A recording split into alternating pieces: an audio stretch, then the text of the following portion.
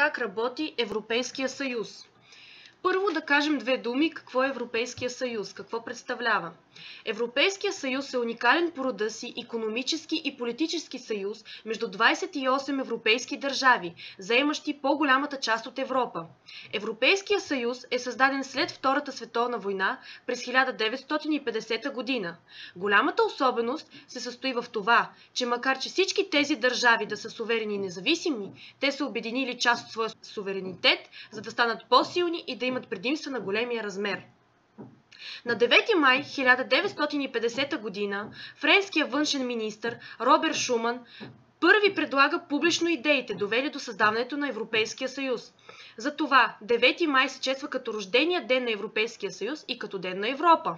На 25 март тази година Европейския съюз отбеляза своя 60 годишен юбилей, защото през 1957 година Белгия, Западна Германия, Италия, Люксембург, Холандия и Франция подписват Римския договор, с който се създава Европейската икономическа общност и Европейската общност за атомна енергия, положили основите на Съюза. Договорите на Европейския съюз. Европейския съюз почива върху върховенството на закона. Това означава, че Европейския съюз предприема всяко действие въз основа на договори, които са одобрени доброволно и демократично от всички страни членки на Съюза. С помощта на договорите се определят целите на Европейския съюз, правилата за институциите на Съюза, начините на вземане на решения и отношенията между Европейския съюз и неговите страни членки.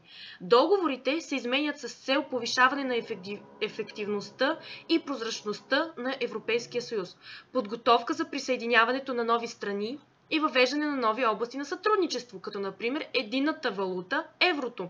Съгласно договорите, институциите на Европейския съюз могат да приемат закони, които след това страните членки прилагат. Институциите на Европейския съюз. Кой взема решенията? Европейския съвет, който се състои от държавните или правителствените ръководители на държавите членки на Европейския съюз.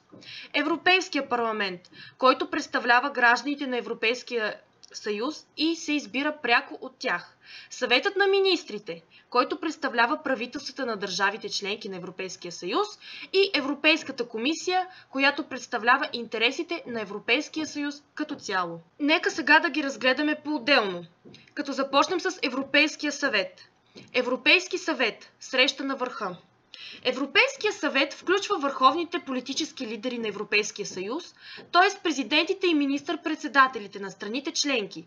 На заседанията на Европейския съвет се определят посоките на развитие и приоритетите на Европейския съюз. Европейския съвет не приема законодателни актове, а издава заключения с основните послания от обсъжданията на високо равнище и се посочват взетите решения. Европейския съвет заседава минимум 2 пъти на всеки 6 месеца, като могат да бъдат свикани и извънредни заседания. Европейския съвет приема повечето от своите решения с консенсус по въпросите на политиката на сигурност и външните работи и избор на председател е достатъчно квалифицирано мнозинство. Европейски парламент – гласът на гражданите. Членовете на Европейския парламент се избират пряко на всеки 5 години от гражданите на страните членки на Европейския съюз и представляват техните интереси. Официалното седалище на Европейския парламент е в град Страсбург, Франция. Пленарните заседания се провеждат 12 пъти в годината. Основните функции – споделя със съвета правомощията да упражнява законодателната власт, да приемат закони, упражнява демократичен надзор върху всички институции на Европейския съюз и по-специално върху Европейската комисия. Споделя със съвета правомощията по отношение на бюджета на Европейския съюз. Съветът на министрите е основен орган за вземане на решения в Европейския съюз по време на негови заседания. В рамките на съвета се обсъждат, съгласуват, изменят и приемат политики на страните членки, в това число и външната политика на Европейския съюз. Съществуват 10 различни състава на съвета по следните въпроси: външни работи, заетост, социална политика, здравеопазване и потребителски въпроси, икономически и финансови въпроси, конкурентоспособност, образование, младеж, култура и спорт, общи въпроси, околна среда, правосъдие и вътрешни работи, селско стопанство и рибарство и транспорт, телекомуникации и енергетика. Европейска комисия – защита на общия интерес.